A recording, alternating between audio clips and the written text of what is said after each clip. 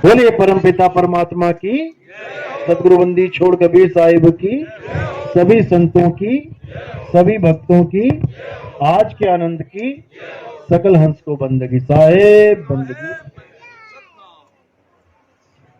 तो परमात्मा की आज अपार कृपा हुई, जो आपके उदयपुर डिस्ट्रिक्ट में ये सत्संग हो रहा है।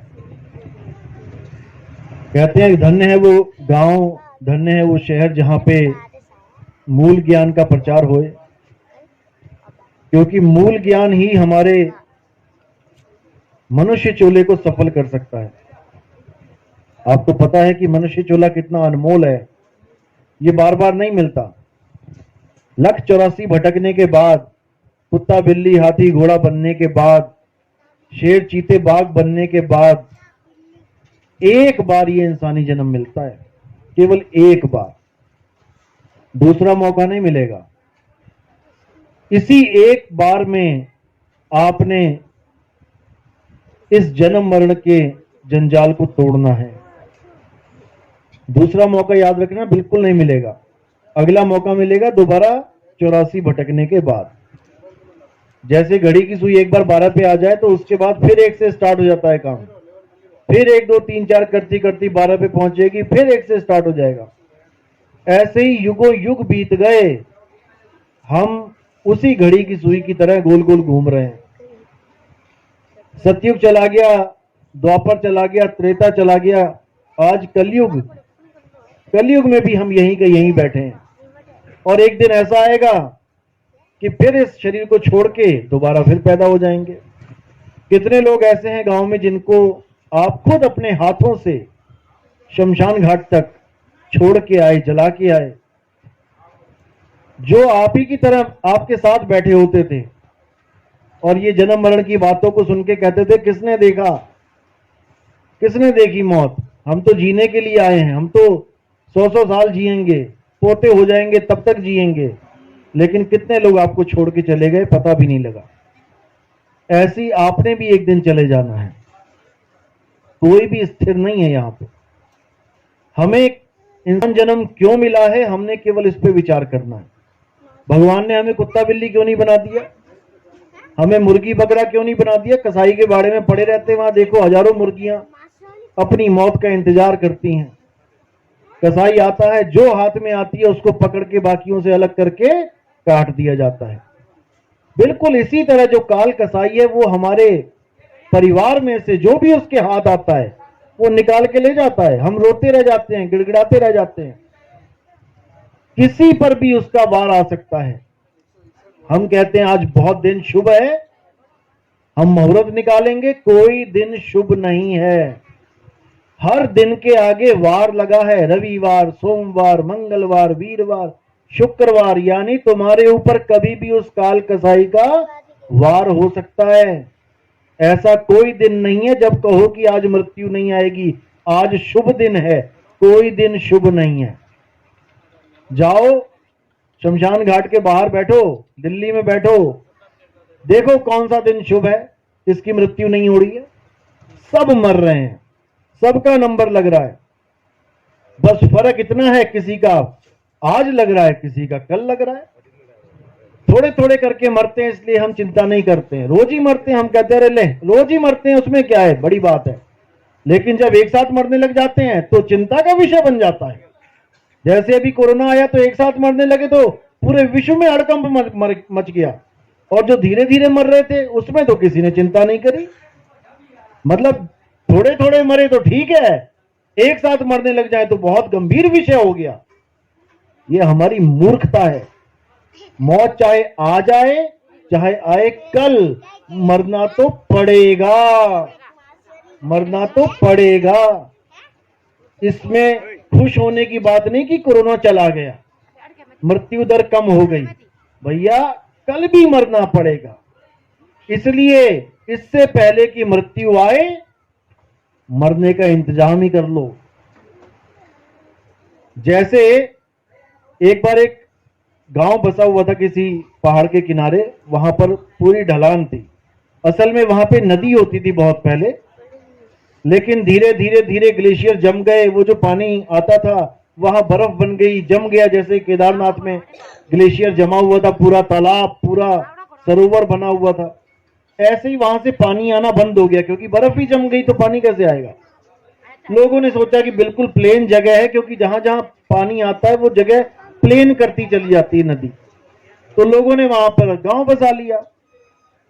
किसी सयाने ने देखा कि यार ये लोग तो बड़ी गलत जगह गांव बना के बैठे हैं, तो नदी का रास्ता है, जिस दिन नदी आ गई इन सबको बहा के ले जाएगी, इससे अच्छा तो किसी पहाड़ पे इक्का दुक्का मकान बना लेते। उसने आके समझाना शुरू करा कि बेटा नदी आएगी, नदी के रास्ते में तुम आ गए हो, वो किसी को नहीं बख्शेगी। तुम एक काम करो, अगर तुम यहां से नहीं भी जाना चाहते हो, क्योंकि कोई मान नहीं रहा था जाने को, तो उसने कहा कम से कम तुम तैरना तो सीख लो, जिस दिन नदी आएगी उस दिन किसी को नहीं बख्शेगी, वो नहीं देखेगी बच्चा है, वो नहीं देखेगी बूढ़ा है, वो नहीं देखेगी जवान है। लेकिन अगर तुमने यहां से नहीं हटना है, उसके रास्ते में ही रहना है, तो कम से कम तैरना सीख लो, जब वो आएगी तो तैरना आता होगा तो कम से कम 50% चांस तो बचे हो जाएंगे तुम्हारे बचने के। तो उस बातों को सुन के जो समझदार जीव थे उन्होंने तैरना सीखना शुरू कर दिया। धीरे धीरे धीरे धीरे बहुत से लोगों ने तैरना शुरू किया और सीख गए। अब जिस दिन नदी आई, उसमें से बहुत से ऐसे भी लोग थे जो कहते थे अरे किसने देखा, इतने साल हो गए, 10 साल हो गए हमें रहते यहां, आज तक नहीं आई नदी, किसने देखा, आएगी तो देखा जाएगा। और जब वो आई तब हालत खराब हुई, अब हर तरफ पानी पानी पानी पानी हो गया। अब उसमें से वो लोग बचे जिन्होंने समय रहते तैरना सीख लिया था, और जो कहते थे अरे देखी जाएगी, फिर उनको दुनिया नहीं देखा, फोटो में हार चढ़ा हुआ था। तो इसी प्रकार हम भी उस मौत के रास्ते पे खड़े हैं। मृत्यु आएगी, सबको मरना पड़ेगा, लेकिन बचेगा कौन। अब आप कहोगे मरने से भी कोई बच सकता है, बच सकता है। कैसे बचेगा, जब वो मरना ही सीख लेगा। यानी पानी में डूबने से बचने का एक ही सिद्धांत है कि पानी में तैरना सीख लो। तैरना तुम्हें पानी में ही पड़ेगा, क्योंकि डूब भी तो पानी में ही रहे थे। इसी प्रकार मृत्यु से बचने का एक ही रास्ता है, मौत के आने से पहले मरना सीख लो। तो साहिब कहते हैं मरता मरता, कबीर साहब की वाणी है, मरता मरता जग मुआ, मरना जाने ना कोई, और ऐसी मरनी जो मरे बहुर ना मरना होई। कबीर साहब कहते हैं कि मौत तो आएगी, ये भूल जाओ कि कोई बच्चा है, कोई बूढ़ा है, कोई जवान है, सबको ही आएगी। लेकिन मरने से बचने का एक ही तरीका है कि तुम अपने उस स्वरूप को जान लो जो कभी मरता ही नहीं है। क्योंकि मौत किसकी आएगी, इस काया की आएगी, शरीर की आएगी। शरीर मरेगा, तुम नहीं मरोगे। फिर समझ लो, शरीर मरेगा, तुम नहीं मरोगे। अब तुम क्यों नहीं मरोगे, क्योंकि तुम शरीर हो ही नहीं। जो आप अपने आप को समझ रहे हो कि मैं तो आदमी हूं, मैं बूढ़ा हूं, मैं जवान हूं, भाई ना तुम आदमी हो, ना तुम औरत हो, ना तुम बूढ़े हो, ना तुम जवान हो, तुम हो क्या, आत्मा हो। हे अर्जुन, गीता में क्या बोला याद करो, कितनी बार पढ़ी गीता, कितनी बार सीरियल देखा, लेकिन समझ पाए क्या आज तक। अध्याय 2 पढ़ो। हे अर्जुन, जिनको देख के शोकवश तुम अपने धनुष बाण को छोड़ के बैठ गए हो कि मैं अपने चाचा को कैसे मारूं, मैं अपने दादा को कैसे मारूं, मैं अपने भाइयों को कैसे मारूं। हे अर्जुन, तुम चाह कर भी अपने चाचा दादा भाई को मार नहीं सकते, क्योंकि ये तुम्हारे चाचा भाई दादा ये कोई शरीर नहीं है, ये आत्मा है, ये आत्मा है। तुम केवल इनके शरीरों को मार सकते हो, आत्मा को नहीं मार सकते। तुम्हारे भाई कभी नहीं मरेंगे, लेकिन उनके कपड़े, उनकी जो शरीर है इसका नाश हो जाएगा। क्योंकि हे अर्जुन, हम सबके शरीर जीवात्मा के कपड़े हैं। जैसे हम कपड़े धारण करते हैं, किसी ने सफेद पहन लिया, किसी ने पीला, किसी ने काला, तो पहनते पहनते पहनते घिस गए, फट गए, तो कपड़े उतार के दूसरे पहन लिए। ऐसे ही जो हमारे शरीर हैं, ये हमने कहां से पहने? मां के गर्भ से पहन के आए हम। उसी गर्भ में किसी को लड़की का शरीर दे दिया, किसी को लड़के का शरीर, यानी कि कपड़े मिल गए। कोई लड़की की ड्रेस पहन के आ गया, कोई लड़के की ड्रेस पहन के आ गया। अब वो अपनी ड्रेस को ही अपना स्वरूप मान बैठा। अब ये जीव अपने आप को आदमी समझ रहा है, अपने आप को औरत समझ रहा है, जबकि आदमी और औरत के कपड़े हैं। और एक दिन इन कपड़ों को यहीं छोड़ के वो फिर मां के गर्भ में चला जाएगा। कितनी दुनिया है, आप देखो नजरों से, कितने लोग, कितने जानवर, कितने हाथी, घोड़ा, बिल्ली, पक्षी कितने हैं। कहां से आए ये सब? हम लोग कहां से आए इस दुनिया में? मां के गर्भ से आए हैं। ऐसा कोई नहीं है जो मां के गर्भ में नहीं आया। अब हम जब मृत्यु हो जाएगी शरीर की, तो कहां चले जाएंगे? जहां से आए हैं वहीं जाएंगे। दोबारा से हमारे एक एक एक दिन कम होता जा रहा है।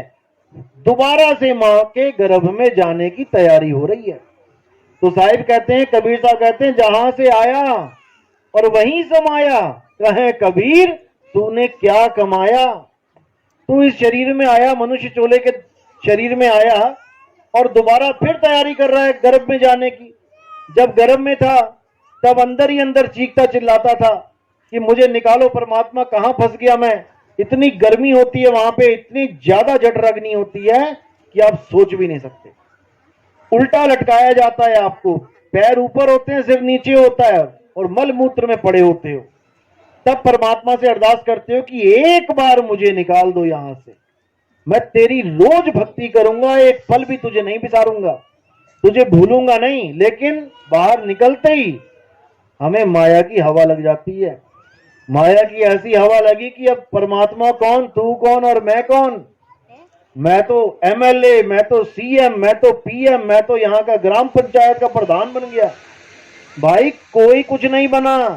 दोबारा गर्भ में जाने की तैयारी हो रही है, चाहे वो कोई भी क्यों ना हो। अब बचना क्या कैसे है? दोबारा मां के गर्भ में जाने से कैसे बचा जा सकता है?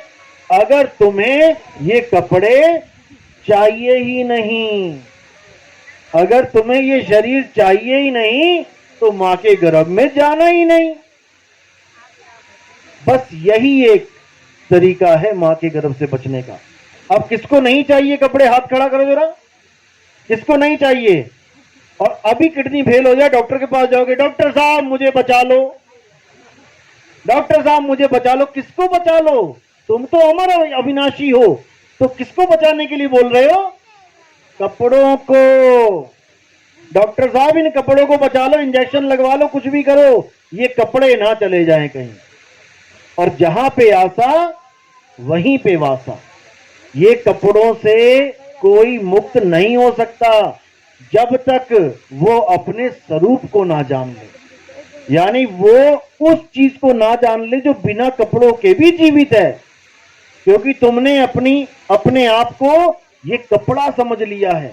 कोई बात नहीं, तुमने अपने आप को ये कपड़ा समझ लिया है, और तुम अपनी आयु को इस कपड़े के साथ नापते हो। अभी किसी को खड़ा करके पूछे भाई आपकी कितनी उम्र है, वो कहेगा 30 साल। क्या तुम्हारी उम्र 30 साल है? अर्जुन को क्या बोला कृष्ण जी ने? हे अर्जुन, दूसरे अध्याय में, ऐसा कोई समय नहीं था जब ये राजा महाराजा नहीं थे, और ऐसा कोई भविष्य में समय नहीं आएगा जब ये राजा महाराजा नहीं होंगे। तो कौन सी कितनी उम्र है उनकी? वो अविनाशी हैं, अजन्मे हैं, उनकी कोई उम्र ही नहीं राजा महाराजा की। तो उम्र किसकी गिनती में आती है? कपड़ों की। जिस दिन मां के गर्भ से आप बाहर निकले, वहीं पर तारीख और समय नोट कर लिया गया, तुम्हारा जन्म हो गया। अच्छा, और जो मैं अंदर गर्भ में जीवित था वो कौन गिनेगा साथ में? 9 महीने गर्भ में रहा, डॉक्टर मेरा ट्रीटमेंट कर रहा था, डॉक्टर देख रहा था कि बच्चा जीवित है कि नहीं है, तो वो 9 महीने क्यों नहीं गिन रहे हो भाई साथ में? जिस दिन गर्भ से बाहर आ गए उस दिन तुमने लिख दी डेट ऑफ बर्थ, और गर्भ के अंदर भी तो मैं जीवित था, वो कौन सी वो दिन क्यों नहीं गिन रहे हो साथ में? और जिस दिन मेरी मृत्यु हो जाती है, यानी मेरे शरीरों की मृत्यु हो जाती है, उस दिन मेरी एक्सपायरी डेट लगा देते हो कि ये मर गया, और उसके बाद क्या करते हो, ये स्वर्ग चला गया। जब स्वर्ग ही चला गया तो मरा कौन? मैं यहां से अगर चला जाऊं दिल्ली, तो यहां वाले लोग क्या कहेंगे कि नितिन दास मर गया, नितिन दास चला गया बोलेंगे, मरा नहीं। तो जब यहां पर कोई शरीर छूट जाता है किसी का, तो उसके कार्ड में क्या लिखवाते हैं, मेरे पिता का स्वर्गवास हो गया। स्वर्गवास का मतलब क्या होता है? मरना होता है। वास का मतलब होता है रहना, कि तुम्हारा वास कहां है। अब वो इस शरीर को छोड़ के वो स्वर्ग में रहते हैं। अगर वो स्वर्ग में रहते हैं तो फिर मरा कौन? मरा कौन? मेरे पिता की मृत्यु हो गई, मरा कौन? यहां छोड़ के वहां रहते हैं, कल को क्या पता वहां बोर हो जाए फिर यहां आ जाए, तो मरा कौन? तो कबीर साहब कहते हैं इस दुनिया में कोई मरता ही नहीं है। मरा कौन? ये तत्व अपने तत्व में मिल गए जाके। पानी में पानी मिला, मिला पौन में तो से पूछू पंडिता, इनमें मरा कौन? कोई नहीं मरता। सबसे बड़ा भरमजाल यही है कि तुम मर जाओगे, मर जाओगे। जो अविनाशी जीव है उसके दिमाग में यह डाल दिया गया कि तुम मर जाएगा, जो कभी मर ही नहीं सकता। ईश्वर अंश, जीव अविनाशी। जैसे परमात्मा अविनाशी है, वैसे आप भी अविनाशी हो, हम भी अविनाशी हैं। कोई कभी मरता ही नहीं है, बस शरीरों को छोड़ता है, शरीरों को पकड़ता है। आज इस मकान में रहता है, कल को ये मकान छोड़ के वहां चला गया, वहां छोड़ के अगले गांव में चला गया, अगले गांव छोड़ के अगला गांव चला गया, तो मरा कौन? हम केवल मकान को देखते कि मकान में कोई रहता है तो तरह तरह की आवाजें आती हैं। कभी टीवी की आवाज आ गई, कभी गानों की आवाज आ गई, कभी झगड़े की आवाज आ गई आपस में। और जब वहां से वो लोग चले गए तो मकान बन जाता है खंडर। अब उस मकान में कोई आवाज नहीं आती तो हम कहते हैं मकान मर गया। मकान मर गया कहते हैं जैसे हम इसमें एक जीव रहता है शरीर में, बोल रहा है, खा रहा है, पी रहा है, तो लग रहा है कि हाँ जीवित है, वो लग रहा है जीवित है। अब जब इसको छोड़ के चला गया वो, अब शरीर को देख के हम कह रहे हैं कि ये मर गया। शरीर तो पहले से मरा हुआ था। शरीर याद रखो पहले से मरा हुआ है। क्यों? शरीर 5 तत्वों का बना है, आकाश, हवा, पानी, अग्नि और मिट्टी। इसका पूरा कॉम्बिनेशन है। तो हवा क्या जीवित है? मिट्टी क्या जीवित है? पानी क्या जीवित है? आकाश क्या जीवित है? अग्नि क्या जीवित है? नहीं। तो इन निर्जीव 5 तत्वों को मिला के अगर एक इंसान का चोला बना दिया गया तो निर्जीव को मिलाने पे क्या वो जीवित हो जाएगा? नहीं होगा, नहीं होगा। तो जीवित करने वाला कौन है? जीव है। जब तक इसमें जीव नहीं आएगा, जब तक ये जीवित नहीं होगा। जैसे आप पंखा लेने जाते हो, किसी मार्केट में गए, वहां पर किसी मार्केट में गए पंखा लेने, वहां पर आपने पंखे की दुकान से पंखा उठाया। अब पंखा वहां 3-4 हिस्सों में टूटा पड़ा होता है।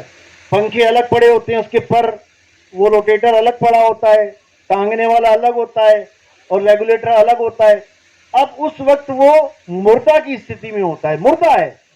यानी आप एक दुकान में गए मुर्दा खरीदने के लिए, जो 4-5 हिस्सों में बटा पड़ा है, मुर्दा उठा के ले आए घर पे। अब उसको मुर्दे को जोड़ के टांग दो, अब क्या चल पड़ेगा? वो मुर्दे को टांगा ना, मुर्दा लेके आए थे, मुर्दे को जोड़ के टांग दिया, चला क्या? नहीं चला। अब उसमें किस चीज की कमी है, क्यों नहीं चल रहा?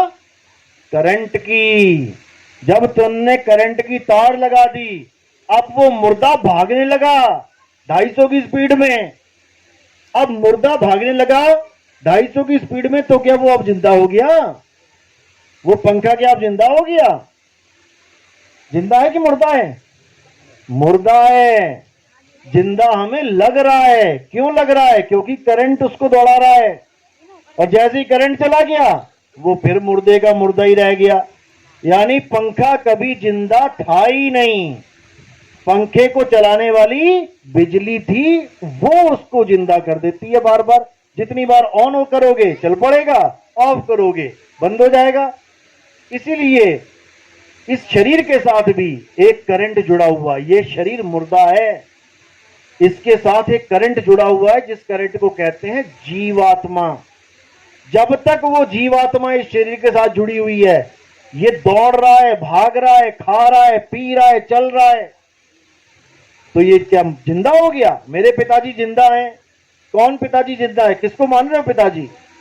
जीव तो पहले ही अमर है, और जीव शरीर को चला रहा है। अब तुमने पिताजी मान लिया शरीर को, इसलिए कह रहे हो मेरे पिताजी जिंदा हैं, और जिस दिन जीव शरीर को छोड़ दिया उस दिन कहोगे मेरे पिताजी मर गए। तो तुमने पिताजी मान लिया शरीर को, जबकि पिताजी कौन है? वो जीव पिताजी है, जो छोड़ के चला जाता है, जो पड़ा हुआ है लाश, वो पिताजी नहीं है। कहते ना मेरे पिताजी मुझे छोड़ के चले गए। चले कहां गए? लेटे तो हैं। वो पिताजी नहीं है। पिताजी जीव थे, जीव चला गया, और पिताजी की जो कपड़े हैं, जो लाश है, वो पड़ी हुई है। तो सारी उम्र हम किसको पिताजी पिताजी करते रहे? लाश को, मुर्दे को। और जो पिताजी जीवित हैं उसका हमें कोई बोध ही नहीं है। तो कबीर साहब की वाणी है, साधो ये मुर्दों का गांव। ये जितने भी लोग तुम्हें दिखाई दे रहे हैं ये सब मुर्दे हैं, लेकिन तुम्हें लग रहा है जीवित हैं। क्यों? 1000 पंखे लगे हों जिसमें से 500 में बिजली आ रही है, 500 के स्विच ऑफ हैं, तो जिसकी बिजली चल रही है वो दूसरों को क्या कह रहे हैं? अरे ये तो मर गया, ये तो मरे हुए हैं। भैया तुम भी मरे हुए हो, अगर तुम अपने आप को शरीर मानते हो तो। और जो जीव है वो अजर अमर अविनाशी है, जिसका स्विच ऑफ हो, कैसे ऑफ हो गए? ऑफ हो गए मतलब पहले ऑन थे, बिजली आ रही थी, अब ऑफ ऊपर हो गया तो ऑफ हो गए। अब जब ऑफ हो जाता है पंखा तो उठा के उसको फूंक आते हैं शमशान घाट में। किसको फूका? पंखे को फूका, बिजली को नहीं फूक के आए। जैसे तोता होता है पिंजड़े में, अब पिंजड़े में तोता है, तोता और पिंजड़ा दो चीजें अलग अलग हैं। क्या तोता ही पिंजड़ा है? नहीं है। क्या पिंजड़ा ही तोता है? नहीं है। अब ये पिंजड़ा क्या है? ये शरीर। इस पिंजड़े में एक तोता बैठा है जो रोज बोलता है मिट्ठू मिट्ठू। अब बस फर्क इतना है कि वो तोता दिख नहीं रहा, वो तोता किसी को दिखता नहीं है, तो लोगों को लगता है पिंजड़ा बोल रहा है। अच्छी तरह समझना इसको, लोगों को लगता है कि पिंजड़ा बोल रहा है, जबकि पिंजड़े में बैठा तोता बोल रहा है। अब एक दिन पिंजड़े की मृत्यु हो गई, क्योंकि तोता तो उड़ गया। जैसे ही तोता उड़ गया मानो आज उड़ गया। अब पिंजड़े की मृत्यु होगी, पिंजड़ा पड़ा हुआ है। अब पंडित जी आगे कहते जी अब तो पिताजी का वो करवाना पड़ेगा क्रियाक्रम, नहीं तो मुक्ति नहीं मिलेगी। अब क्रियाक्रम देखो क्या हो रहा है। तोता उड़ गया आज शाम को 4 बजे, सबको इंफॉर्मेशन चली गई कि भाई पिताजी ऑफ हो गए, सारे आ जाओ। एक दिन लग गया पहुंचने में। अगले दिन अब क्रियाक्रम जब हम करते हैं तो क्रियाक्रम हमने किसका करना था? पिताजी का, क्योंकि पिताजी को मुक्ति चाहिए, यानी कि तोते का, क्योंकि तोता जी पिताजी है, पिंजड़ा थोड़ी नहीं है। तो पिताजी तो कल ही उड़ गए थे, और आज हम किसका क्रियाक्रम कर रहे हैं? पिंजड़े का। तो मुक्ति किसको मिलेगी? तोते को कि पिंजड़े को? तो हम आज तक जो क्रियाक्रम करते आए हैं पिंजड़े का करते आए हैं। तोता तो चला गया, तोते को तो अगली जून मिल गई, और पिंजड़े को हम लाद के कह रहे हैं कि पिताजी मर गए, ये पीछे पिताजी लाद। पिताजी तो चले गए और क्रियाक्रम करते रहे तुम पिंजड़े का। अब पिंजड़े को मुक्ति मिल जाएगी। तो ये है भरम जाल। कबीर साहब कहते हैं ना मैं क्रियाक्रम में रहता और ना एकांत निवास में, मोह को कहां ढूंढे रे बंदे, मैं तो तेरे पास में। इसी प्रकार परमात्मा हमारे पास है, लेकिन हम फंस गए हैं माया के जाल में। माया क्या है? माया के डेफिनेशन क्या है? आज हर संत ये बोलता है, आप टीवी ऑन करो, हर संत एक ही बात बोलता है, मोह माया से दूर हो जाओ, मोह माया से। माया है क्या? माया की डेफिनेशन क्या है? कबीर साहब क्या कहते हैं? संतों जो बदले सो माया। जो भी चीज बदल रही है वही माया है। जब हम पैदा हुए छोटे से थे, हम बड़े हो रहे हैं, हमारी शक्ल बदल गई, हमारे बाल काले से सफेद हो गए, हमारे दांत जड़ गए, हमारी चमड़ी बदल गई, रंग रूप बदल रहा है। इसका मतलब हम माया हैं, ये काया ही माया है। और जो कभी ना बदले वो क्या है? वो है सत्य, वो है परमात्मा जो कभी नहीं बदलता, जिसका ना कभी जन्म होता है ना कभी मृत्यु होती है। तो कौन है वो? किसके बारे में बताया? हे अर्जुन, आत्मा अजन्मा है, ना तो किसी समय में आत्मा की जन्म होता है, ना ही कभी आत्मा की मृत्यु होती है। आत्मा को छोड़कर इस दुनिया में जो कुछ भी दिखाई देता है अर्जुन, वो माया है। और अगर ये जीव इंसानी चोले में आकर भी माया का गुलाम बन बैठे, माया की पूजा में व्यस्त हो जाए, तो उसको अगला जन्म भी मायावी ही मिलता है। और जो अपनी आत्मा में रमण करता है, अध्याय 3 17वां श्लोक, जो लोग अपनी आत्मा में रमण करते हैं, जो अपनी आत्मा में स्थित हो जाते हैं, जो अपनी आत्मा में संतुष्ट हो जाते हैं, हे अर्जुन, उन्हें किसी भी अन्य धार्मिक कर्म कर्तव्यों को पालन करने की जरूरत ही नहीं पड़ती। यानी किसी मंदिर जाने की जरूरत नहीं पड़ती, क्योंकि मंदिर क्या है? मंदिर भी माया है, क्योंकि बदल रहा है। जैसे ही बनना शुरू किया, ईंट पे ईंट रखी, देखो बदल रहा है, रोज बढ़ रहा है, तुम्हारी काया की तरह। करते करते करते बढ़िया से कलर कर दिया, सब कुछ बढ़िया कर दिया, कितना ही बढ़िया कर दो, एक दिन फिर वो ध्वस्त हो जाएगा। तो जो बना, टिका और बिगड़ गया, वो 3 गुणों के अधीन आ गया, वही माया है। इसी को बोला है त्रिगुणी माया। संतो माया महाठगिनी हम जानी, त्रिगुण फांस लिए कर डोले, बोले माधुरी बाणी, माया महाठगिनी हम जानी। इस माया ने सबको ठगा है, 3 गुणों से ठगा है। जब तक हम 3 गुणों से ऊपर नहीं उठ गए, 7वां अध्याय पढ़ो, हे अर्जुन, जो लोग 3 गुणों से नीचे रह जाते हैं, जो त्रिगुणी माया में उलझे रह जाते हैं, वो अपना अनमोल जन्म बर्बाद कर जाते हैं। असली भगत वो होते हैं जो 3 गुणों से ऊपर उठ जाते हैं, यानी वो उस चीज की पूजा कभी नहीं करते जो 3 गुणों के अंतर्गत आ जाती है। 3 गुणों का मतलब है रजोगुण, सतोगुण, तमोगुण। रजोगुण का मतलब होता है कोई भी चीज का पैदा होना, जिसको हम ब्रह्मा जी कह देते हैं, रजोगुणी ब्रह्मा। ब्रह्मा का जो मूल कार्य है वो क्या है? सृष्टि को सर्जन करना। ब्रह्मा जी सारी सृष्टि को बनाते हैं। आगे है सतोगुण। सतोगुण कौन है? विष्णु जी का नाम लेते हैं वहां पे, यानी सृष्टि का पालन करना। और तमोगुण क्या है? सृष्टि का संहार करना। उसके लिए किसका नाम लिया जाता है?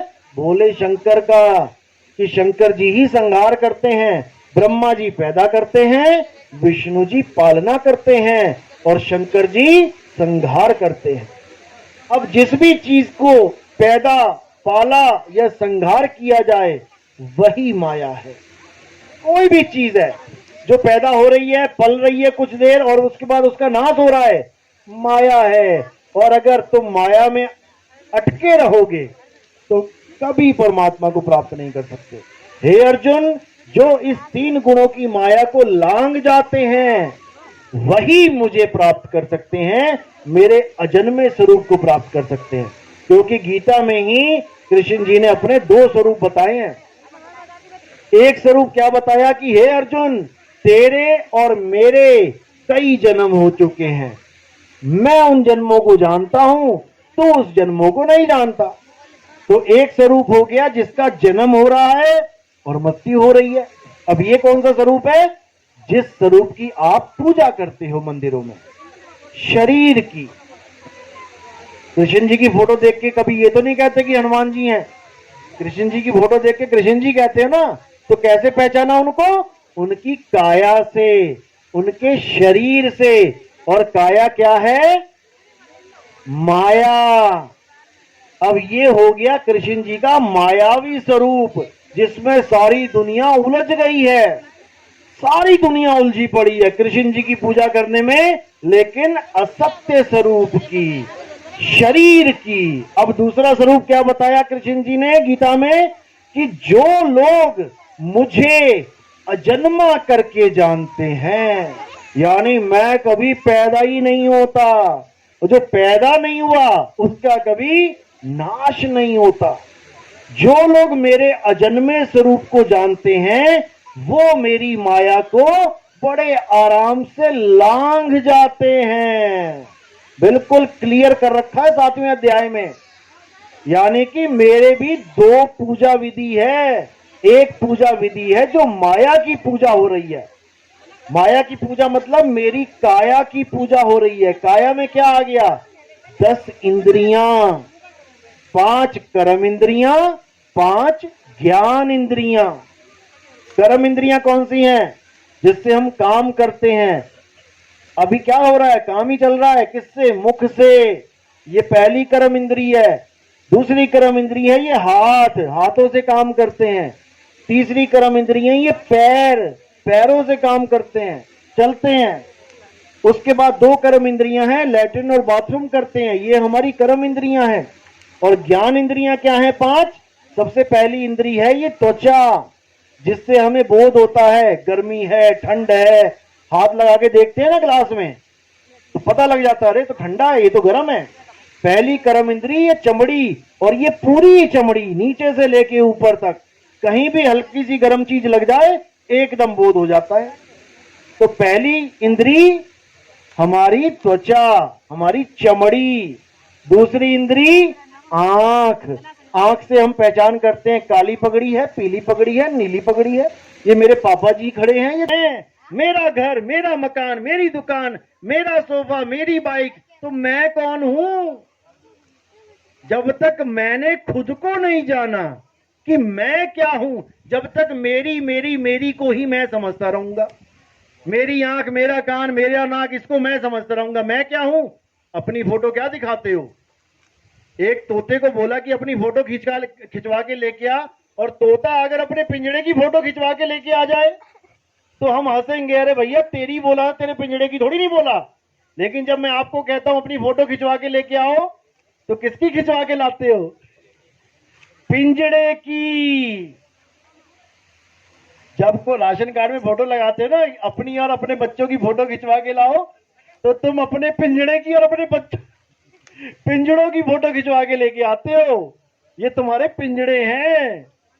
जब ये तुम्हारे पिंजड़े हैं, ये तुम नहीं हो, तो भगवान कृष्ण वो पिंजड़ा कैसे हो सकते हैं भाई? समझो ध्यान से, गौर से। जिसकी तुम पूजा कर रहे हो दिन रात, वो कृष्ण जी नहीं है, वो कृष्ण जी का पिंजड़ा है। पिंजड़े की पूजा कर रहे हो दिन रात। कृष्ण जी का तो आता पता नहीं है तुम्हें, कृष्ण जी होता क्या है। जैसे तुम्हें खुद का आता पता नहीं है। तोता अपने आप को जानता ही नहीं है मैं तोता हूं, वो अपने आप को पिंजड़ा मान के बैठ गया है। अब वो तोता क्या है? आत्मदेव है। और पिंजड़ा क्या है? माया है। रोज बदल जाता है। आज बाल लाल हैं, कल को काले कर लो, बदल गया। लेकिन तोता नहीं बदलता। उसी को आत्मा बोला गया है। कबीर साहब कहते हैं, अरे आत्म ज्ञान बिना नर भटके, कभी काबा कभी काशी, जल में मीन प्यासी, मुझे देख दे आवे हंसी। कि मुझे हंसी आती है। काशी में क्या देखने जा रहा है? कृष्ण जी का पिंजड़ा। वो केदारनाथ में क्या देखने जा रहा है? शंकर जी का पिंजड़ा। अरे भाई, शंकर जी कृष्ण जी आत्मा है, पिंजड़े नहीं है। और तुम भी एक आत्मा हो, पिंजड़ा नहीं हो। जब तक तुमने अपना बोध नहीं कर लिया, जब तक तुम पिंजड़ा ही मानते रहोगे। कबीर साहब कहते हैं, अरे 10 द्वारे का पिंजड़ा, तामे बोले कौन, रहीबे को अचरज है, उड़ा सो अचरज कौन। जो तुम्हारा तोता होता है पिंजड़े में, तुम हल्का सा गेट खोल देना रात को, फुर करके उड़ जाएगा। उसके बाद तुम सारी उम्र गेट खोल के रखना, वापिस आएगा क्या? कभी नहीं आएगा। लेकिन इस काया में जो तोता है, ये 9 दरवाजे खुले पड़े हैं, फिर भी नहीं उड़ता। इस पिंजड़े में 10 दरवाजे हैं, जिसमें से एक दरवाजा तो कर दिया है बंद, गुप्त है, और 9 दरवाजे खुले। हे अर्जुन, इन 9 द्वारों के पिंजड़े में जीव रहता है। कौन से 9 द्वार? 1 2 2 आंखें, 1 2 2 कान, 2 और 2 4, 1 2 नाक के 2 छेद, 6 मुंह, 7वां दरवाजा लिंग और गुदा लैट्रिन बाथरूम, ये 2 दरवाजे अलग, 9 दरवाजे हो गए। इन 9 दरवाजों में से ही जीव यानी तोता अंत में उड़ जाता है।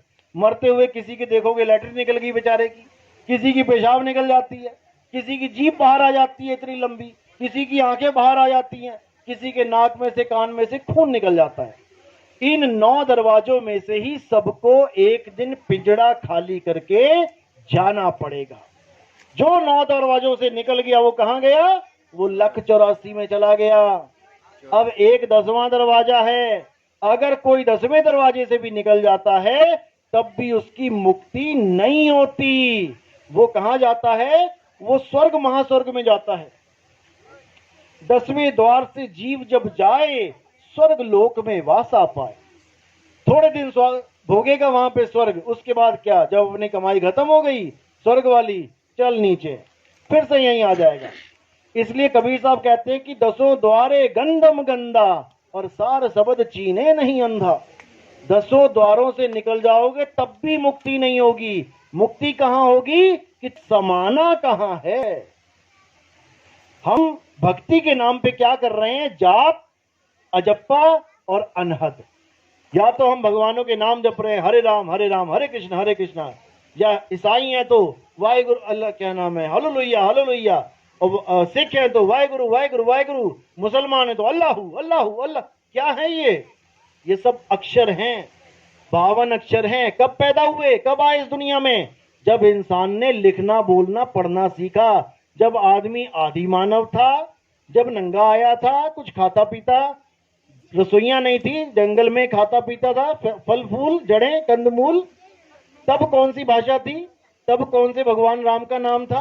तब कौन सा वाहेगुरु का नाम था? कोई अक्षर उसके पास नहीं था, जानवरों की तरह रहता था। तब राम का नाम कहां था? तब कबीर का नाम कहां था? तब अल्लाह वाहेगुरु कहां था? कहीं भी नहीं था। अल्लाह वाहेगुरु तो था, लेकिन उसका कोई नाम नहीं था। ये धीरे धीरे नाम बना लिए। हिंदुस्तान में हिंदी के नाम बन गए, अरब में अरबी के नाम बना लिए, अंग्रेजों ने अंग्रेजी के बना लिए, जापान ने जापानियों को बना लिए, सारी खिचड़ी बना दी अलग अलग नामों की। अब अपने अपने भगवानों को अपनी अपनी भाषा के नाम से याद कर रहे हैं। यही जाप, कबीर साहब कहते हैं कि यही जाप सबसे बड़ा बंधन बन चुका है मुक्ति के लिए। यही सबसे बड़ा बंधन है। प्यास लगती है तो कौन सा नाम जपते हो भाई? कौन सा नाम जपते हो? कहां जाते हो? सीधे पानी के पास। और पानी ना पता हो तो लोगों से पूछते हो, भैया कहीं नल लगा है, भैया कहीं पानी मिलेगा? क्यों? क्योंकि तुम्हें वहां पर इतना पता होता है कि पानी की प्यास किसी मंत्र से नहीं बुझेगी, पानी पीने से बुझेगी। लेकिन जब भगवान की बारी आती है कि भगवान को याद करना है, भगवान को पाना है, तो मंत्र आ जाता है बीच में से, राम राम राम राम राम राम, अल्लाहू अल्लाहू अल्लाहू। अब ये तो आया, अब इसमें बड़ा छोटा भी आ जाता है। तेरा अल्लाहू छोटा है, मेरा राम बड़ा है। तेरा वाहेगुरु छोटा है, जीसस बड़ा है। अब बड़ा छोटा क्या कर रखा है? नमो को। सारे नाम दुनिया में से हटा दो। मान के चलो आज वही जमाना आ जाए जब इंसान नंगा ही आया था, जड़े खाता था खोद खोद के, जानवरों का शिकार करता था, आग की भी खोज नहीं कर पाया था, तब बताओ कि अगर भगवान को याद करना होता तो कैसे याद करते, कौन सा नाम लेके याद करते? आज तो पढ़ लिए लिख लिए तो आज सारे नाम तुम्हें रटे हुए हैं, उस वक्त कोई नाम ही नहीं था, तब क्या करते?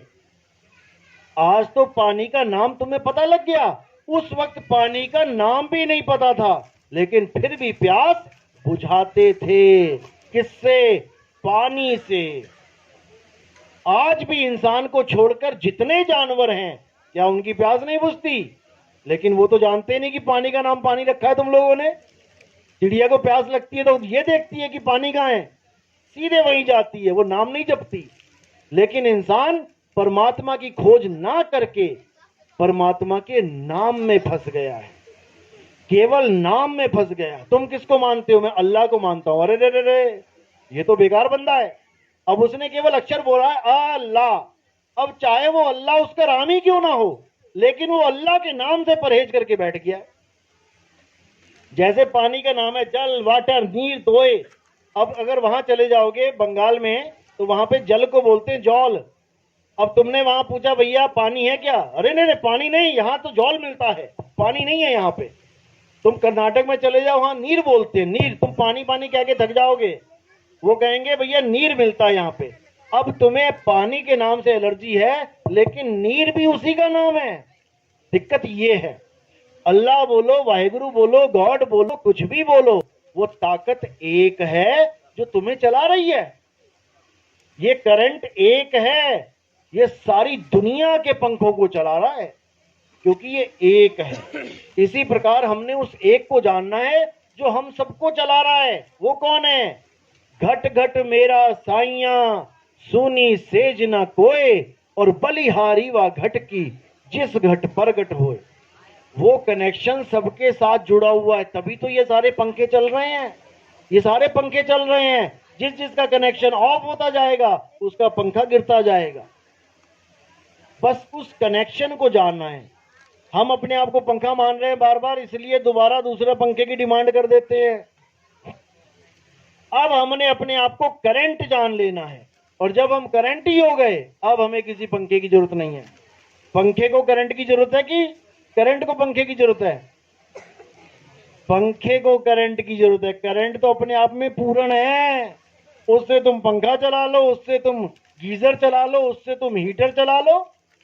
करंट अपने आप में पूर्ण है, उसे किसी की जरूरत नहीं है। इसी प्रकार आत्मा अपने आप में पूर्ण है, लेकिन जब जीवात्मा बनी बैठी है तब इसे शरीर चाहिए। कभी कुत्ते का शरीर पकड़ लेती है, कुत्ता बन के घूम रही गलियों में। कभी बिल्ली का पकड़ लेती है, बिल्ली बन के घूम रही गलियों में। कभी इंसानी चोला पकड़ लेती है तो लड़का लड़की आदमी औरत बन के घूम रही है। लेकिन इसका अपना स्वरूप करंट है। तो हमने उस करंट स्वरूप को जानना है, हमने उस आत्म स्वरूप को जानना है जो शरीरों से अलग है। आत्मा पंखे जैसी, यानी कि करंट पंखे जैसा नहीं है। पंखा अलग है, उसको छूने पे तुम्हें अलग एहसास होगा, और करंट अलग है, उसे छूने पे तुम्हें कुछ अलग ही एहसास होगा। तुम करंट और पंखे को एक साथ नहीं बता सकते। इसी प्रकार आत्मा अलग है, शरीर अलग है। कृष्ण जी, राम जी, हनुमान जी का शरीर एक पंखे की तरह जानो, 10 इंद्रियां समझो, और उनकी आत्मा को परमात्मा जानो, क्योंकि आत्मा ही परमात्मा है। आत्मा को कोई मार ही नहीं सकता, इसीलिए वो परम है। लेकिन अपने परम पद को छोड़ के जब वो जीव पद में आ जाती है तो देखो कितने बने बैठे हुए हैं। बस हमने क्या करना है, अब इस जीव को अपने आत्म स्वरूप में लाना है, और कुछ नहीं करना। कोई अगरबत्ती नहीं, कोई धूप नहीं, किसी मंदिर मस्जिद में कोई जाने की जरूरत नहीं। घर बैठे तुम्हें आत्म ज्ञान हो सकता है। ये पंखे को करंट ढूंढने के लिए कहां जाना पड़ेगा? अरे करंट इसी में है, तभी तो चल रहा है ये। इसीलिए बोला कस्तूरी कुंडल बसे, मृग ढूंढे बन माही, ऐसे रमता राम है ये दुनिया जाने नहीं। तुम्हारा परमात्मा तुम्हारी आत्मा में विराजमान है, उसे बाहर जाके ढूंढने की जरूरत नहीं है। जैसे दूध अगर घी को ढूंढना चाहे तो कहां जाके ढूंढे? अगर दूध घी को ढूंढना चाहे तो क्या पड़ोस के गांव में जाके ढूंढेगा? अरे उसी में है। लेकिन कोई कहे कि अभी हाथ डाल के घी निकाल के दिखा मुझे दूध में से, तो निकाल लोगे क्या? हाथ डाल के दूध में से घी निकल जाए तो नहीं निकलेगा, लेकिन है कहां? उसी में है। अब क्या करना पड़ेगा? अब हमें गुप्त भेद प्राप्त करना पड़ेगा। वो गुप्त भेद हमें कौन बताएगा? मां बताएगी बेटी को कि बेटी इस दूध में से बहुत सी चीजें निकल सकती हैं। बेटी कहेगी क्या बात कर रहे हो?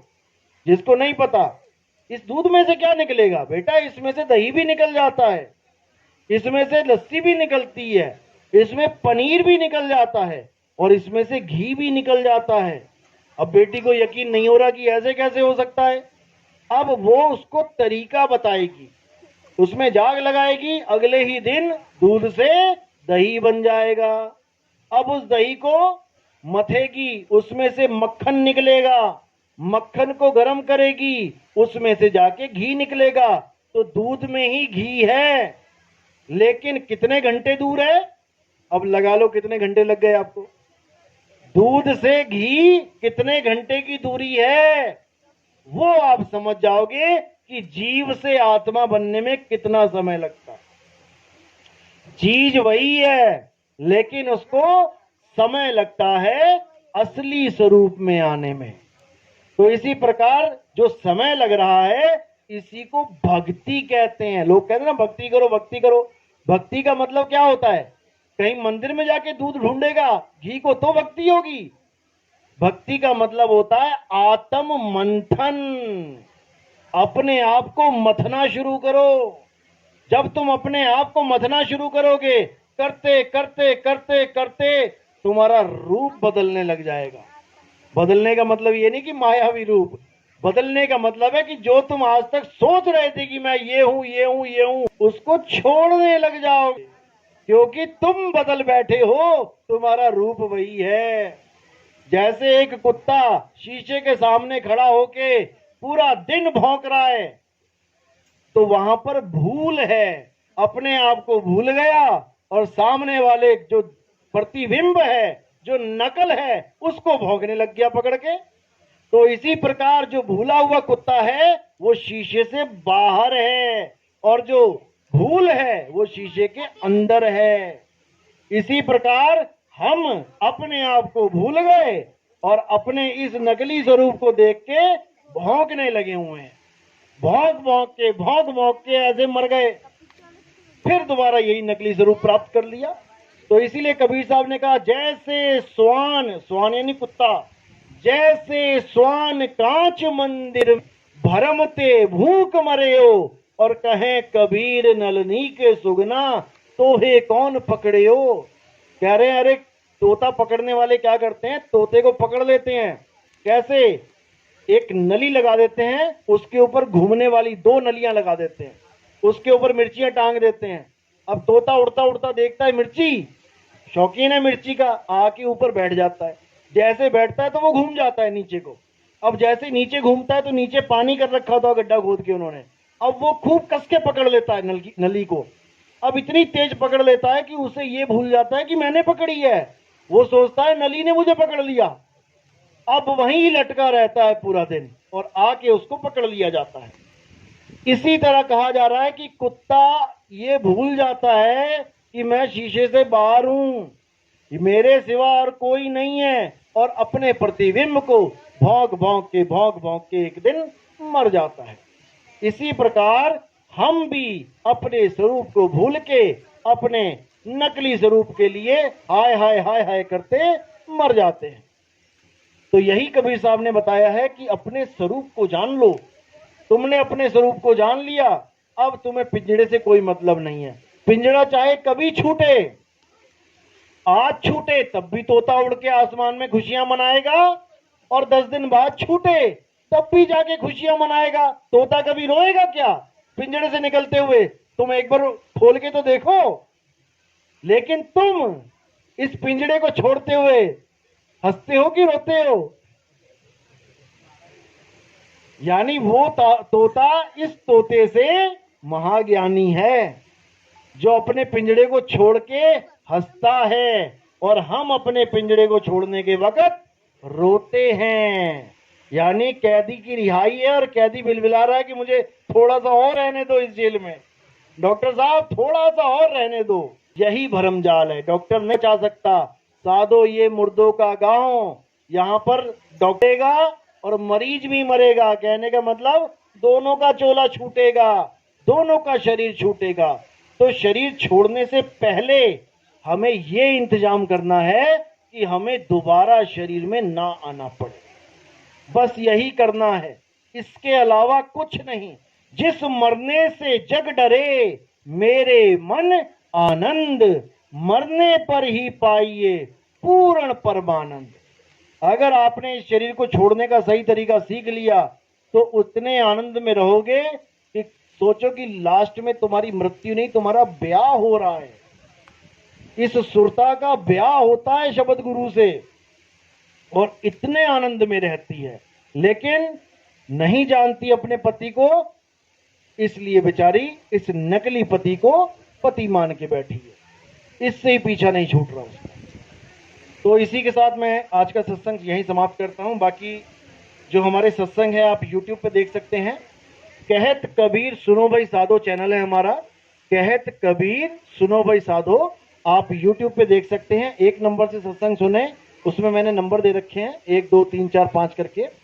तो जैसे ही आप 1 नंबर से स्टार्ट करेंगे, धीरे धीरे धीरे आपके दिमाग की सारी बत्तियां जो ऑफ हो चुकी हैं वो सब जलने लग जाएंगी। उसके बाद आपको पता लगने लग जाएगा कि आज तक मैंने जो मंदिर में कृष्ण जी की, राम जी की, हनुमान जी की, माता की जो मैंने पूजा करी थी, तो मैंने पूजा उनकी करी थी या पिंजड़े की? मैंने उनको धोया था मंदिर में या उनके कपड़ों को धोया था? राम ने रावण को मारा था कि रावण के कपड़े फाड़े थे? बस इतना समझना है, राम ने कभी रावण को ना मारा था, ना ही राम कभी रावण को मार सकते हैं, क्योंकि रावण कोई शरीर नहीं है, रावण आत्मा है, राम आत्मा है, राम शरीर नहीं है। पूजा किसकी बोली है गीता में? जिसको शस्त्र काट नहीं सकता, अग्नि जला नहीं सकती, वायु सुखा नहीं सकती, जल भिगो नहीं सकता। हे अर्जुन, नैनम छिंदंती शस्त्राणि नैनम दहती पावका न चैनम क्लुंतापे ना शोषती मारुता। हे अर्जुन, इस आत्मा को ना तो कोई शस्त्र काट सकता है, ना अग्नि जला सकती है, न वायु सुखा सकती, ना जल भिगो सकता है। उसकी पूजा करो जिसको शस्त्र नहीं मार सकता। और कृष्ण जी के शरीर को क्या लगा था? अंत में तीर लगा था। तीर क्या है? अस्त्र की शस्त्र है? लग गया ना। तो पूजा किसकी बोला था करने को? जिसके तीर भी नहीं लग सकता। और हम किसकी पूजा कर रहे हैं? जिसके तीर लग गया। बस इतना सा फर्क है सत्य और असत्य में। राम जी जब अपनी लीला खत्म करके गए तो कहां पे शरीर त्याग किया उन्होंने? किसमें? जल में। तो जब जल में शरीर गल गया, पूजा किसकी करनी थी? जिसको जल गला नहीं सकता। और हम किसकी करते रहे? जिसको जल ने गला दिया। बस इतना सा फर्क है। गीता में हर चीज स्पष्ट लिखी है, लेकिन तुम्हें कोई समझाने वाला नहीं मिल रहा है, इसलिए तुम्हें पिंजड़ों की पूजा करवाई जा रही है, कपड़े धुलवाए जा रहे हैं। ना तुम राम को कभी जान पाए, ना कभी कृष्ण को जान पाओगे, अगर तुम उनके कपड़ों को ही उनका स्वरूप मानते रहोगे। हे अर्जुन, इस दुनिया में 2 प्रकार के जीव होते हैं, एक सत्य के प्रेमी होते हैं, एक असत्य के प्रेमी होते हैं। असत्य के प्रेमी वो होते हैं जो शरीरों से प्रेम करते हैं, जो शरीरों से नहीं उठ पाते। और सत्य के प्रेमी वो होते हैं जो आत्म सत्ता को जानते, जो आत्मा में ही लीन रहते हैं, वही ज्ञानी होते हैं। 4था अध्याय 34वां श्लोक है, जो ऐसे गुरु में चले जाते हैं जिस आत्मा को बोध किया है, आत्मा को जाना है, आत्मा को महसूस किया है, वही गुरु तुम्हें तुम्हारे आत्म स्वरूप का ज्ञान दे सकता है। एक बार आत्मा का ज्ञान हो जाने पर तुम्हें कोई भी अज्ञान भ्रमित नहीं कर सकता। उस तोते को कोई यकीन नहीं दिला पाएगा कि तू पिंजड़ा है।